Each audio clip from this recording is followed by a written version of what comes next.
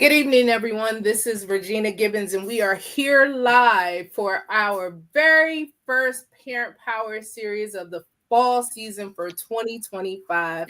We are so excited to be back. We missed you. We missed you. We missed you. We have a powerful lineup for you for these Parent Power series. So please make sure you get on so that you can be a part.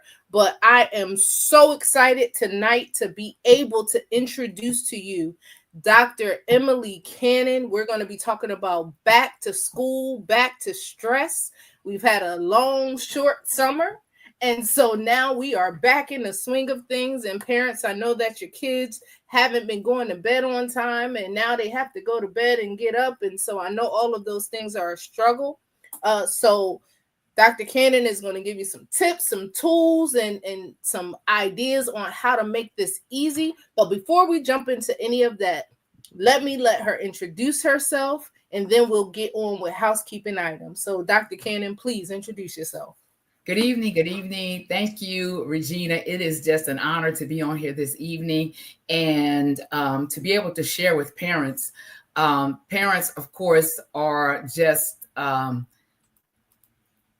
needing information. They just need information. A lot of times they don't know where to go, who to ask, who to look to. And that's why I try to advocate with parents for their children and to help them to be able to navigate the waters of education and their child's education and where to go for this, where to go for that. How do I handle this situation, Dr. Cannon? How do I handle that? I've been in education. I did 33 and a half years in the public school system as a second grade teacher, a fifth grade teacher, then as a guidance counselor, and then as a director and supervisor of guidance before my retirement. And then right after retirement, didn't stay out long of the educational field, went right into, within 6 months, became an adjunct professor at Rowan University in Glassboro, which I absolutely love doing. So now I have worked in education from pre-K all the way through college. So I've had the babies to the adults, and I absolutely just love it. I am a teacher at heart. I'm an instructor at heart. I advocate for students and help parents wherever I can, because it's not always easy, but it is doable. It's not always going to be easy, but I tell them it is doable. You can't throw in the towel. You can't give up. You got to pursue. You got to go after it. And I'll get more into that when I give my presentation in a little while about some of the things parents really have to jump on and just go for. But I'm excited to be here, and I'm grateful. Thank you so much for accepting the call. I know you didn't have to, but it sounds like education is in your spirit. It is the core epitome of who you are. And so there is no better place to be than on our Parent Power series.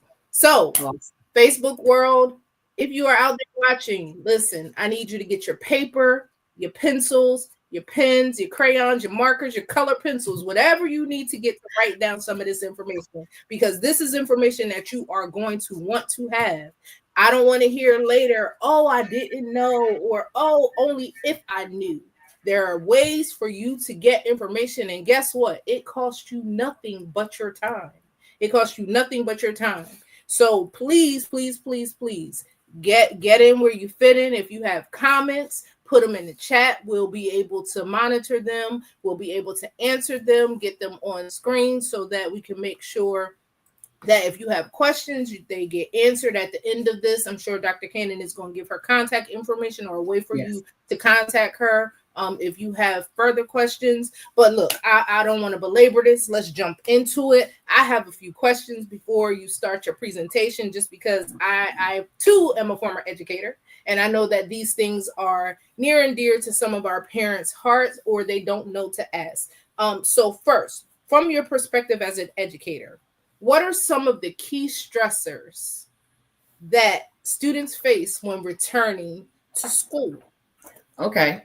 All right. If you don't mind, first, I just want to rewind just a little bit and just take a look at stress. Because sometimes people are like, stress. I'm all stressed out. And and I'm like, what does that look like for you? Because it looks different for everybody. And one of the things I ask my students, even at the college level, how many of you face stress? And everybody deals with stress. And stress is a state of mental or emotional strain or transition resulting from an adverse or very demanding circumstance. So we know that we get all emotional. It can affect us mentally when we're all stressed. But the key is, I always ask my students is, how do you handle the stress? What is your outlet for stress? And so I want parents to understand, as we're going through this, begin to think about, what do you do and how do you handle stress? How do you teach your children how to handle stress? Because a lot of times they're going to model stress and handling of stress the way you handle it. And stressors are anything or any kind of stimuli that can cause stress. It can be an event, a situation, an external stimulus that causes a stress response in our body. And then our body begins to respond. But the key to that is to understand what stress is, understand when you're feeling or starting to feel stress, and then knowing, what is my outlet for stress? What is my way of handling stress? Some of my students would say they run, they exercise, they sleep, they eat, they go for a walk, they listen to music, all those wonderful things. And I just tell them, my point in asking them about their stress is to make sure they do have an outlet. Because when people don't have an outlet, it gets ugly, or it can turn ugly, or it can turn bad. So we all, as adults, as children, have to understand what stress is, what causes us to become stressed a lot of times, and then how are we going to handle that stress?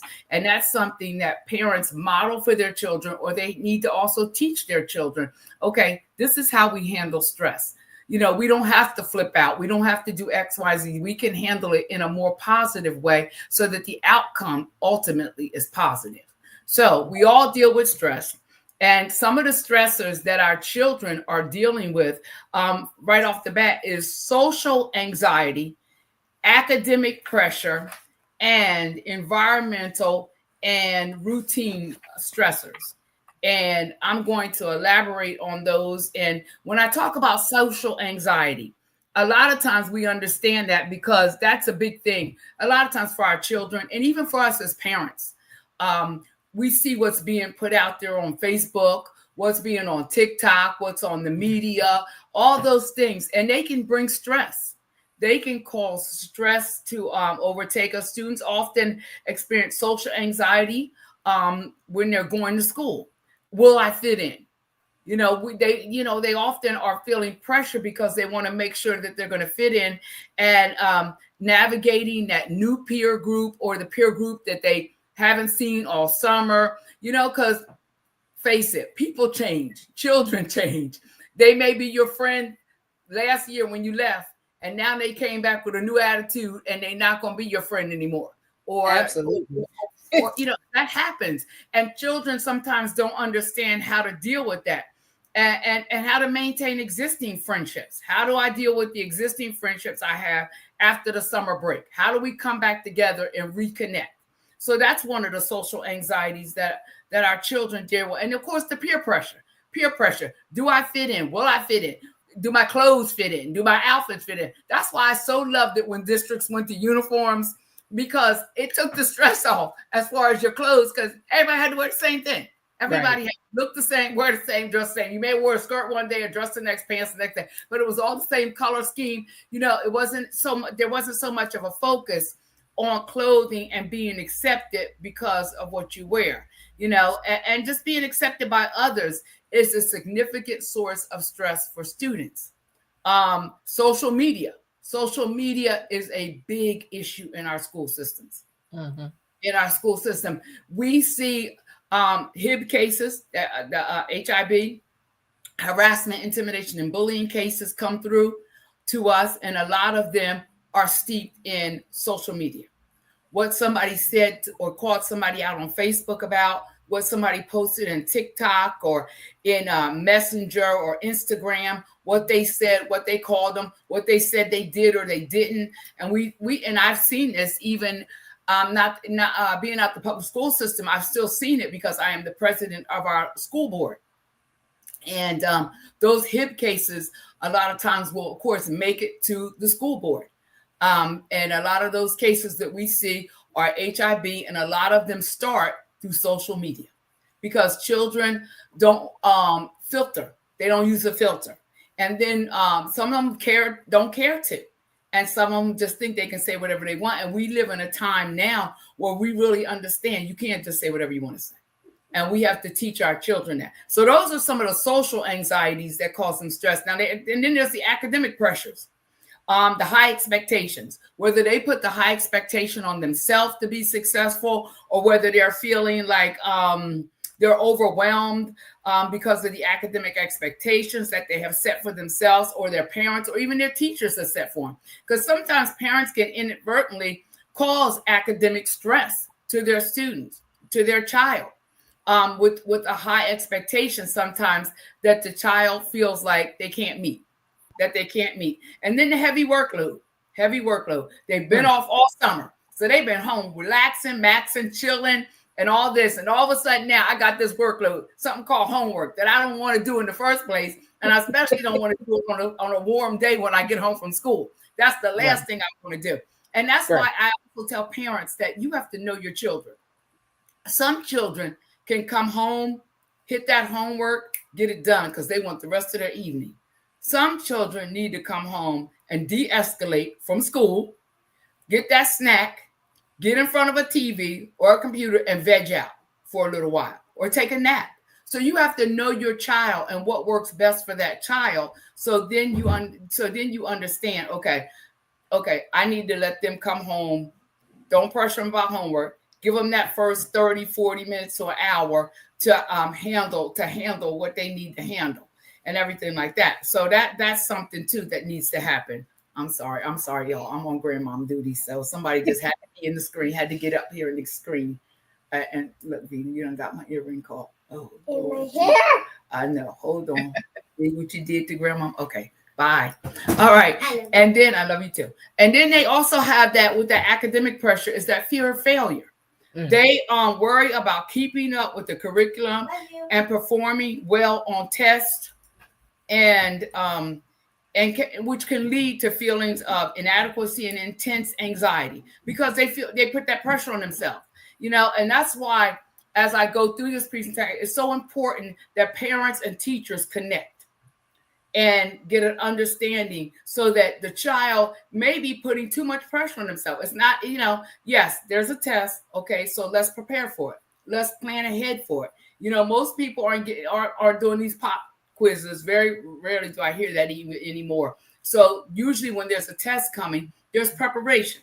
Like if there's a spelling test, most of the little, elementary kids, a lot of times they have their spelling test on Friday. They get that list on Monday. So parents, let's help them prepare each day, a little bit at a time. Okay, let's read them today. Let's start spelling them. Let's put them in sentences, whatever we need to do. And then by Friday, they've mastered it. Less stress, less pressure. So that, they have to look at that. And then ultimately, the third thing that they're dealing with that causes stress is environmental and routine stressors that they have to deal with. And it's a disrupted routine. We have just disrupted our entire group of children's routine when that school bell rang on the first day. Their routine went out the window. They've moved from an unstructured routine all summer long. They just been relaxing and enjoying it. And now there's this strict schedule of school. And it can be difficult to adjust because some of them still want to be back in summer. Because some of us still want to be back in summer. So parents have to understand that too. And then the fear of the unknown, uncertainty about the new teachers, classes. And if a student is starting a new school, like they're moving from middle school to high school or elementary school to middle school, that can bring some fear of the unknown. And ultimately then those major transitions. So these are things that really can cause stress for our children when they go back to school. That social anxiety, the academic pressure, and then just the environmental and routine stressors. I want to go back to something you said because I think it's very important. When you talked about the social anxiety and parents helping their children get ready and be prepared for what's coming up and things of that sort. But I think about these parents who don't have the time. And so because their life is so rushed, their child's life becomes so rushed. Exactly. Because children learn from their parents. Of course. So what parents have to do is they also have to do something, which I'm going to, which is, I'll get into it right now, is there has to be time management. There has to be a schedule. Parents have to have a schedule. Parents have to get into a routine. And in that routine and in that schedule, they have to make time for their children. And I say this, and sometimes parents don't like it, sometimes they do, is that we schedule other things for ourselves. Come on now. Anybody getting nails done, you got to schedule that appointment. Anybody getting your hair done, you got to schedule that. Okay, anybody getting their massage, because we all now into this big self-care thing. So parents, as we're scheduling all those things, or we got a girls' night out because I got to just get away and hang out with my girls and all this, we have to remember that we have children. And we have to schedule also. They have to be included in our daily schedule. And most parents will say schedule them. I don't even have to schedule them. They're part of our world. So, but when we get to the point where we're so rushed that we can't sit down with our children and then we have to look at our schedule. And we can never be too busy for our children. And if we are too busy for our children, then we have to reevaluate some of the things that we're busy with. Mm-hmm. Is it busy work? Or is it that's necessary? Or is it busy because we've chosen to be busy in that? Now, of course, we have to work because we have to provide for our children. And I totally understand that. But then still within that time, most of us are not working 24-hour days. Most people are not working 24 hours, 7 days a week. So therefore, you have to schedule or allot that this time right here. I hear people say, couples say all the time now, this big thing, of course, started a few years ago, date night. We got scheduled date night. We schedule this and we don't let nothing interrupt it. I don't care. Everybody knows this, that, the other. Okay. Well, do you do the same thing with your children? And I've told parents too that, you need to, if you have more than one child, maybe you need to, you're helping them every day with their necessities. But if you really want to get to know your child and what's going on with your child, schedule a date with your child. Maybe this week it's child number 1 or child number, and then every week it's a different child. But you need to also do that because your children need to know that they are just as important to you as anything else that you have going on in your life, that they are more important and you are there for them. And so like you said, with the rushing and the hustle and the bustle and moving and going. So then, okay, we got to slow down, look at our schedule, look at our time management, and we got to figure this thing out where we can integrate our children into our world because they are part of our world. They didn't ask to be here. So they're here. So it is our responsibility as parents then to say, okay, this is what I need to do because I have to have this time set aside here for my child. So maybe I won't get to sit down and watch this show tonight because I got to help my daughter do her book report. Or I got to help my son go out and collect leaves for his science leaf project or whatever the case. And I've been there, done that, and I can speak to that. And wasn't a pretty picture because somebody waited till almost the last night to tell mom about this. And we was out there hunting them leaves.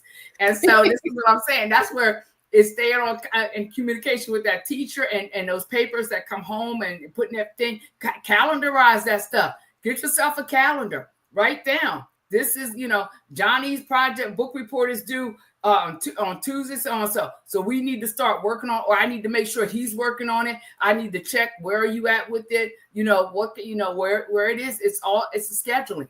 We live in a time, I know, where a lot of us don't want to, but we have to schedule a lot of the things that are going on in our lives. And so we have to make sure that in our schedule and our time that we always have time for our children.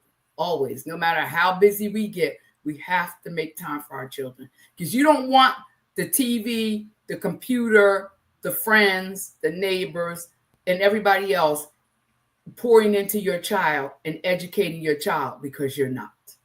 Right. So that's important. Right. So you alluded to this about parents and teachers, but I want you to go a little deeper. And why do you think that collaboration is important? Because as an educator, I've heard a few times, well, you the teacher, you do it. Well, you the teacher, it's your responsibility. Oh, sure. That's what a lot of times that's what the thought pattern is.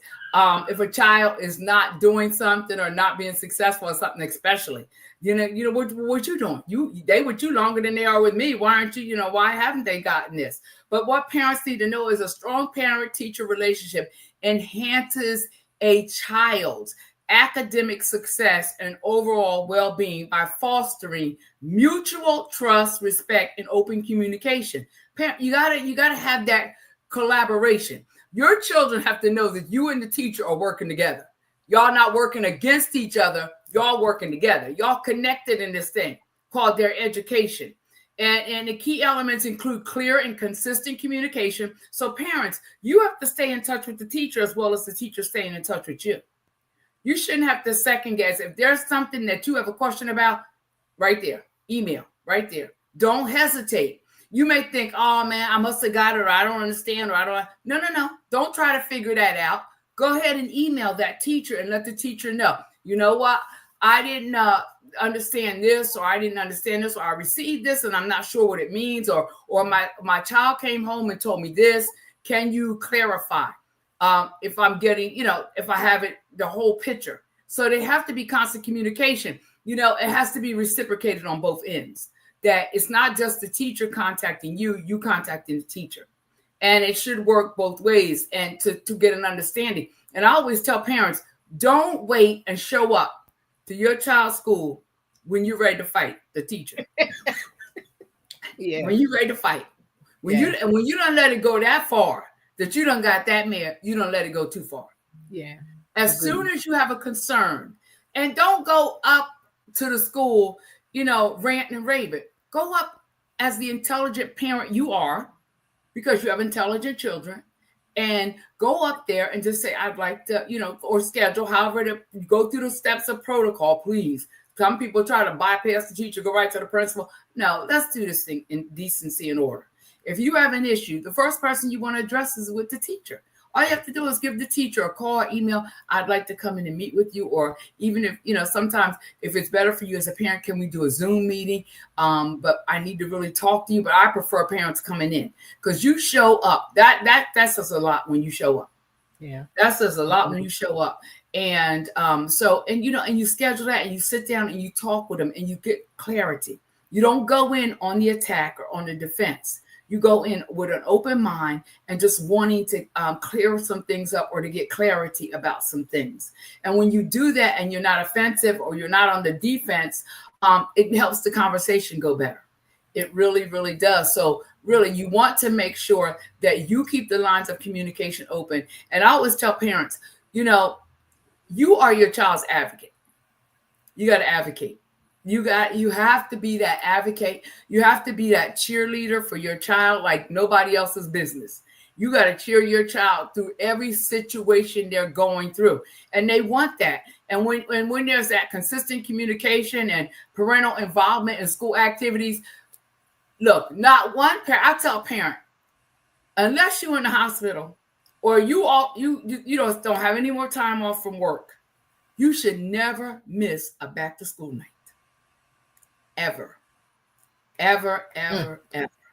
That is a lot of times the first time and your first introduction to your children's teacher or teachers is that back to school night. And usually those are in September. So usually, prayerfully, there hasn't been any negative incidences already with school just starting. So that's like that. Oh, you get to go, you get to meet the teacher. You get to hear what's going to happen throughout the year in that classroom, what the expectations are.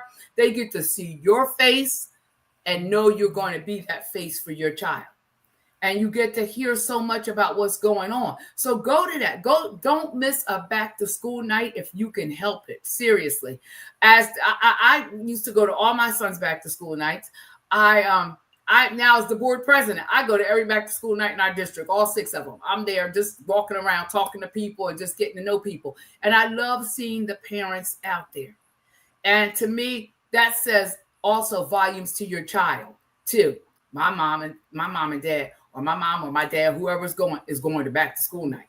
They're going to hear from my teachers firsthand and see what's going on and everything like that. And that is so key. And then at home learning, you have to help your children at home as well.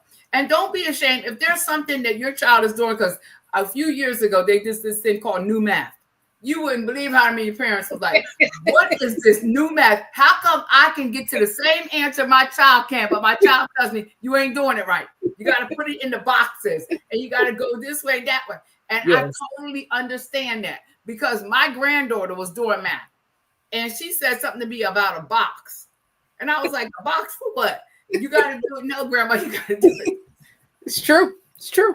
And it's true. So as parents, a lot of times, we may not know that how to do a lesson or how to do what they're doing. So listen to what your child is saying, read the directions on the paper that the teacher sends home, and help them as best as you can.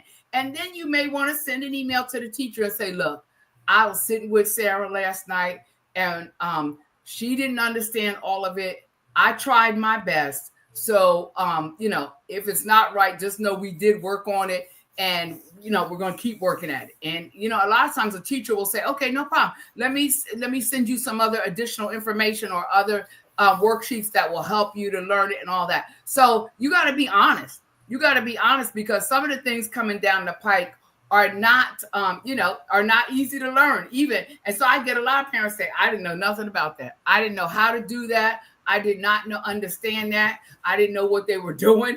And I'm like, I get you. I get you.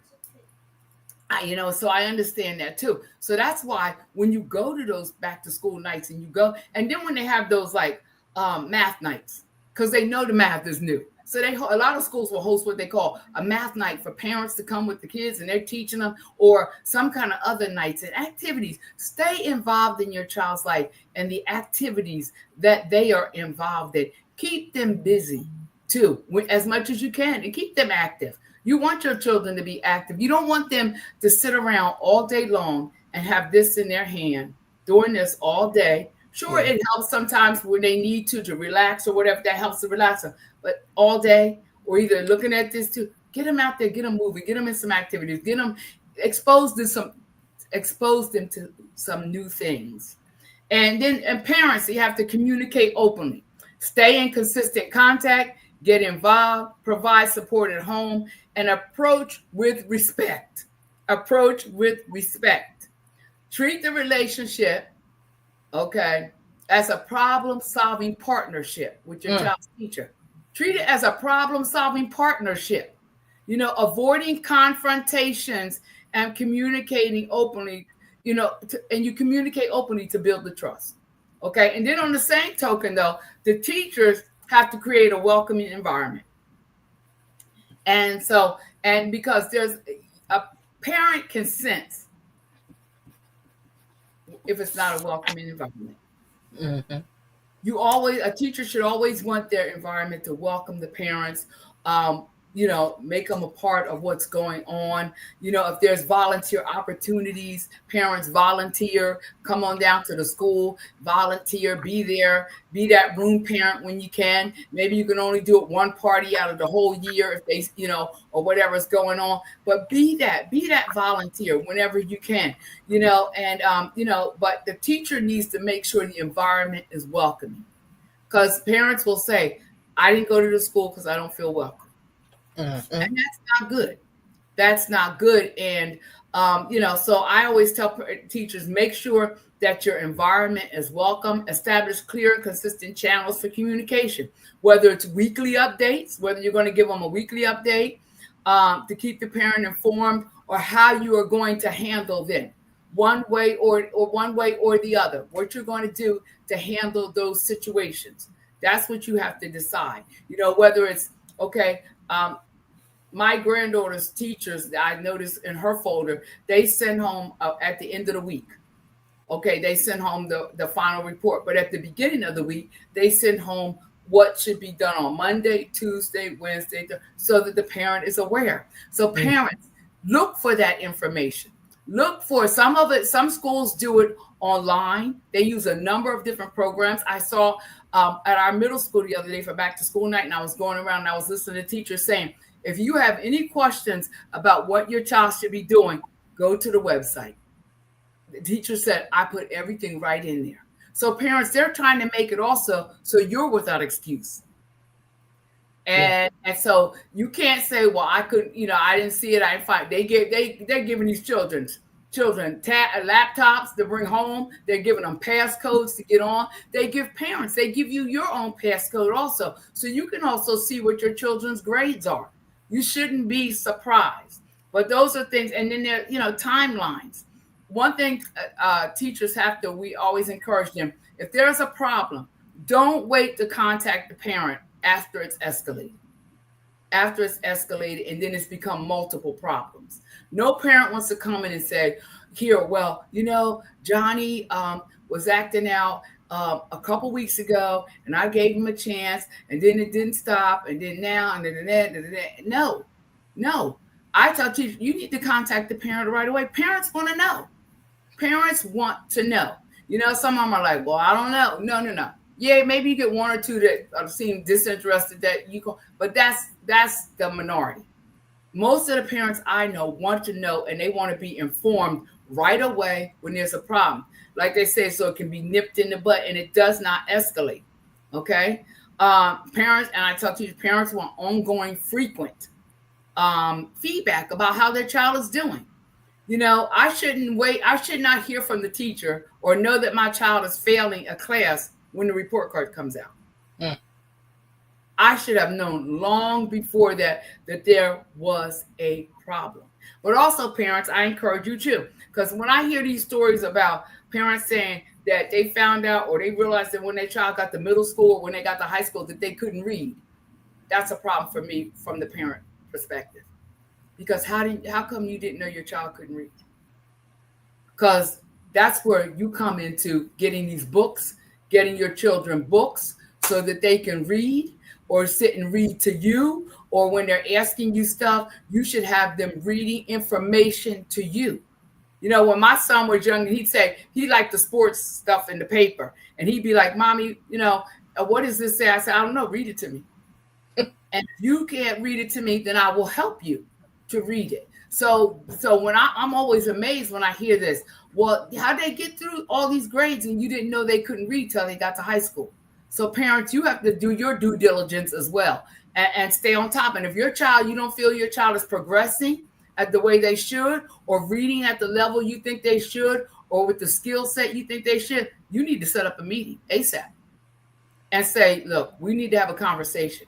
I think my child should be further ahead than they are, and everything like that. And just clarity and follow through. Everybody has to follow through. Parents, you want the teachers to follow through. Teachers want the parents to follow through.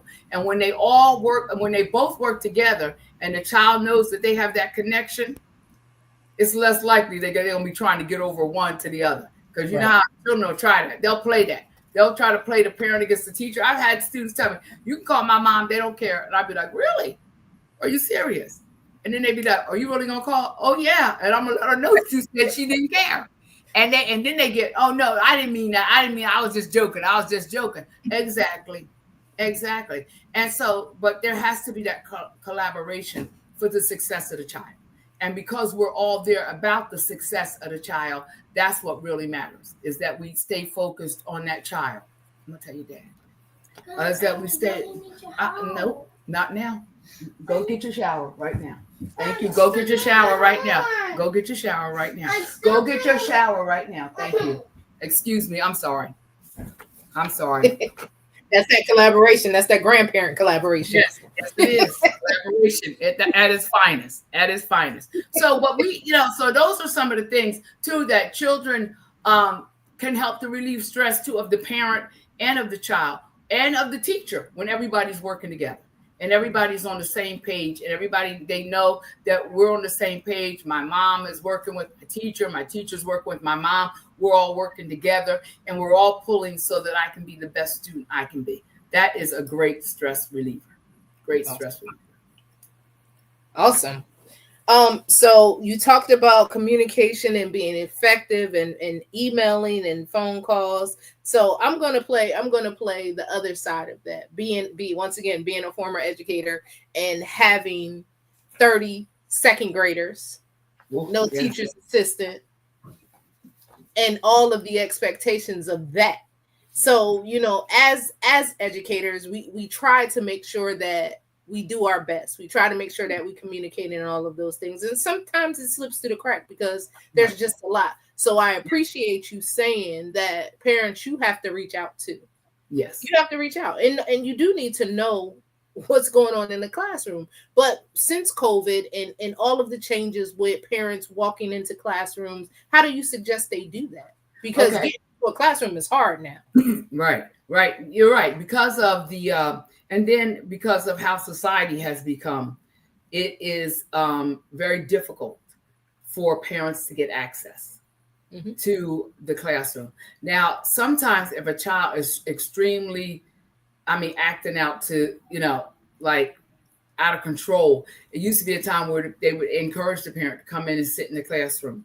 But like you said, because of COVID, because of our society the way it is now, and because you have a room full of other people's children, right, and they can't have access or privy to what's going on with these other children, it really is just a matter of being able to communicate with the teacher, being able to communicate with the teacher, being able to communicate with the administration and saying, how can I deal with this? It may be that one day that they will let you come in. You can't go in the classroom, but you may be able to stand at the door and look through the window and see your child acting out, see what's going on, and everything like that. Because sometimes if that child is a consistent child that acts out or just that refuses to do, I had a friend, her son would be crawling around on the floor, all up under the desk and everything. You're going to be able to see that. A parent coming in is going to be able to see that. They can look right through the window.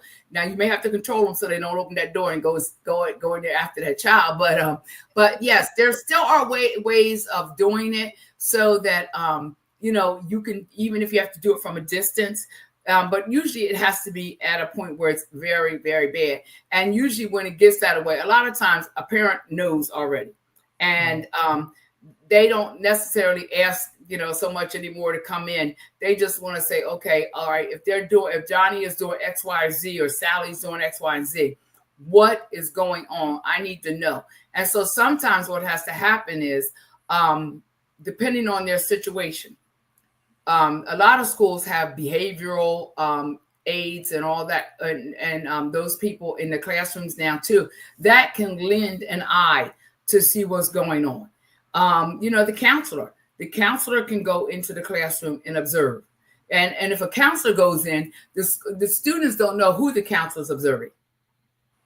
And so then the counselor can go in and write up a report, or document what they're seeing that the child is doing, and then meet with the parent also and say, when I went in on this day, this is what was going on. So it takes it off of just the teacher saying it. There are other eyes looking at it. And then sometimes, they'll send somebody else in the room just to be an observer, that works within the system, that has nothing to gain or lose either way. They're just there to observe the children. So the children can't say, oh, they're observing this one or that one. They don't know who they're there for, and everything like that. So there are other ways of doing it so that the parents can get the necessary information that they need. And hopefully then in a positive way, work to, move things forward for their child. But yeah, there used to be a time where you could come in and parents will say, well, I'm a taxpayer, I have a right to come in, but times have definitely changed. And I got to be honest, I don't know if it was me, if I'd want random parents coming into my child's classroom anymore either, with some of the things that are going on in our society in this day and time. And some parents have no filter. Some parents have no filter. And then some parents come in looking, and if they don't have respect for the teacher, I've known of parents that have come in and there was a scene in the classroom with the teacher from the parent in front of the students. So it becomes a dangerous situation in that case. So a lot of that has gone away, which in hindsight is better for our children because, if a parent goes off on a teacher, and we had that at one of the elementary schools that I was in at one point as a counselor, that a parent went down to the classroom, I just want to talk to the teacher at the door. I don't know how she got past, what got in, and went right in, opened the classroom door and went in and began to verbally attack the teacher in front of the whole class of second graders. So we've got, so that's why it's not so much allowed anymore that you can't just walk in. If you need a conference, you need to make an appointment. You need to go through the proper chain of protocol and everything like that. And, start with the teacher. Can't, if not happy there, then there's usually an assistant principal or a principal if they don't have an assistant principal. And then if you're not satisfied with them, there's always a superintendent of schools and everything like that. And then I've seen it even come to the school board to us when they weren't satisfied. But I always, when I get these emails from parents about this or that, I'm like, okay, there is a protocol established, a chain that you have to go through before you come to me as the board president. And usually they don't wind up coming back to me because they get it worked out on the level that it needs to be worked out on. So parents, advocate, stay in touch. If you're not happy with what you're getting, even at the district level, and say even you come to the school and you come to the board and you're still, there is a Department of Education in every state. And parents don't often realize that, they offer advocates for parents to help parents go to meetings and advocate on behalf of their children. So sometimes I've haven't even told parents, when I was working or when I've had parents that will approach me and say, this is going on, Dr. Cannon, can you help me? And I'm like, yeah, here's what you need to do. These are the steps you need to take. And these are church members I've been in church with, and I've gone to meetings with them. I'm like, let me know when the meeting is. I'll be there. And they're like, you'll come with me? Yes. You need somebody to advocate with you to help explain what it is you're trying to say and what it is that you want for your child and what is best for your child or what you feel is best. And let's come to a happy medium between what the school is saying, what you're saying, and let's figure out what's best for the child.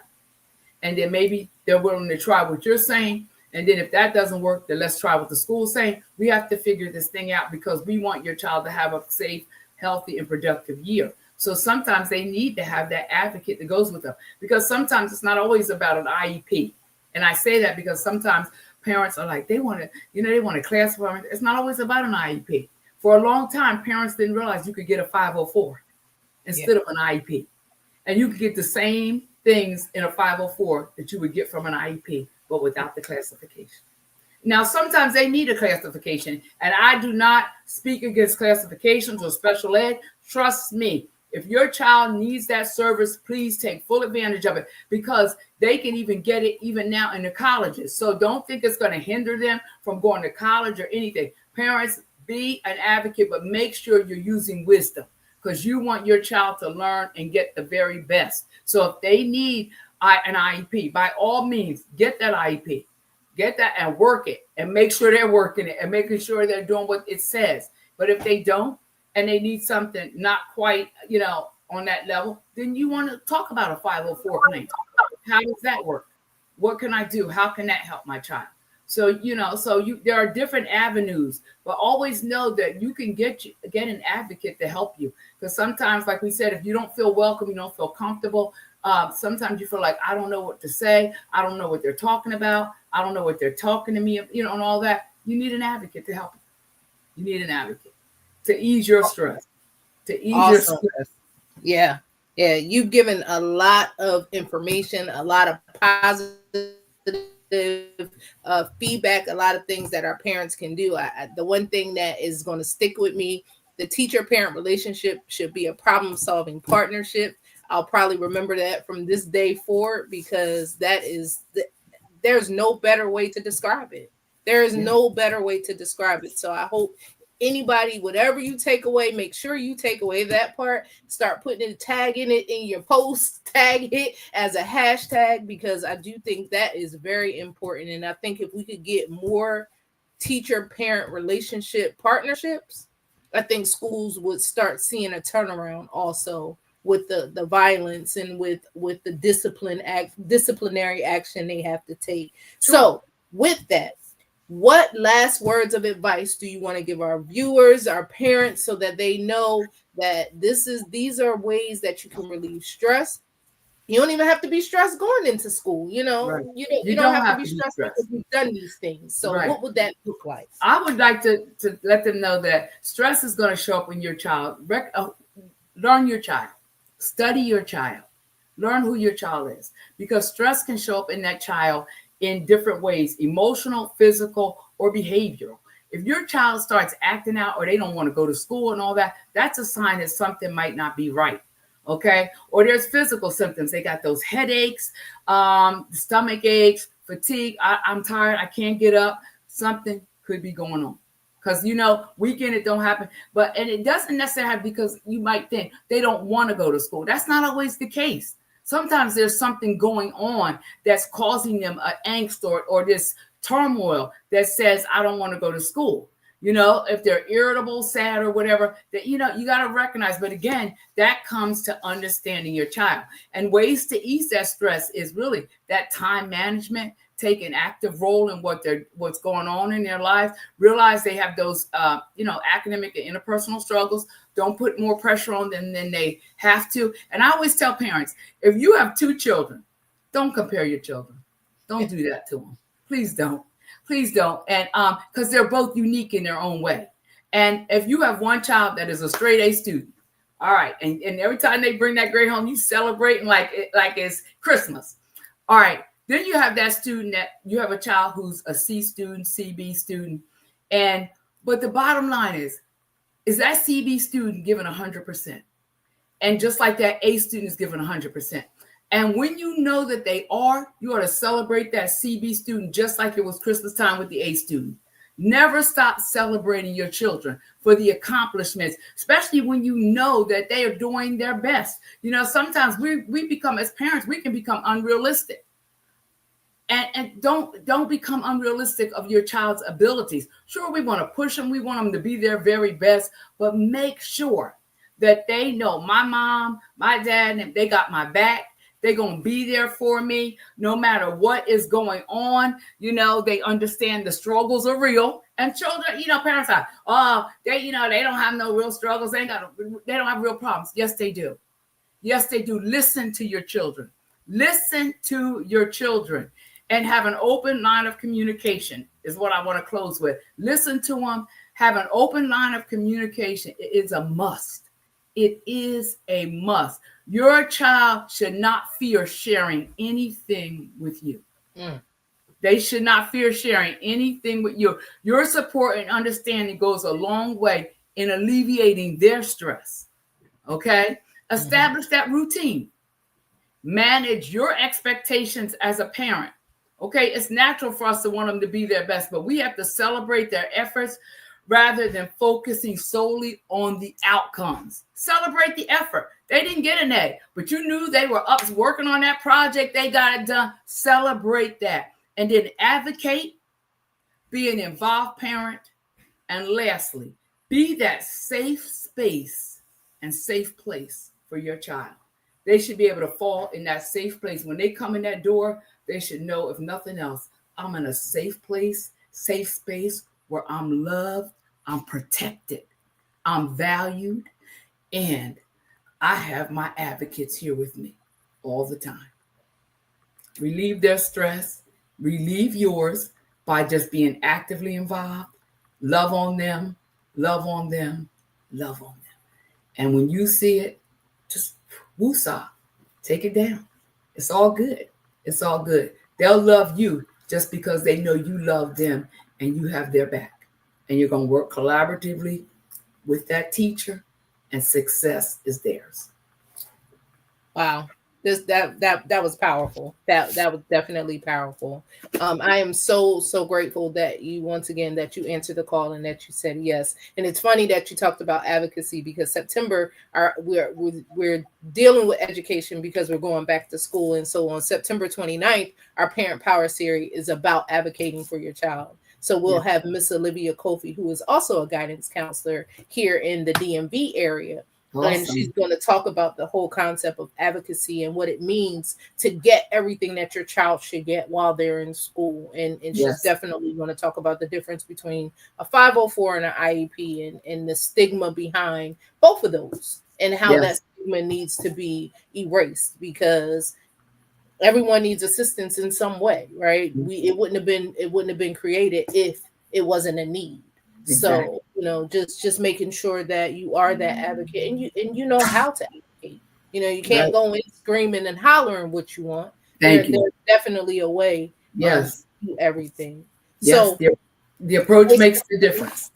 Absolutely. Facebook family, thank you for joining us. We want to thank Dr. Cannon for giving us her time, giving us her gifts, giving us her talents, giving us her 400 years of being in education. Feels like that. I can attest to that because I've known this for a long time. So you were an educator when I was young, so I know that is the case. So I am so excited that you were able to share with us for our very first Parent Power series. So thank you. I'm honored that I was asked. To all of you who may be on or watching it now or may watch it later. Oh, I wanted to say that if you want to reach me, it's Dr. Emily Cannon, and I have an LLC. And let me see if I can put this page up real quick. If we have a minute. Go ahead. Okay. Share my screen. Okay. Share. Okay. What's coming up? Share. Choose what to share. Oh, window. Okay.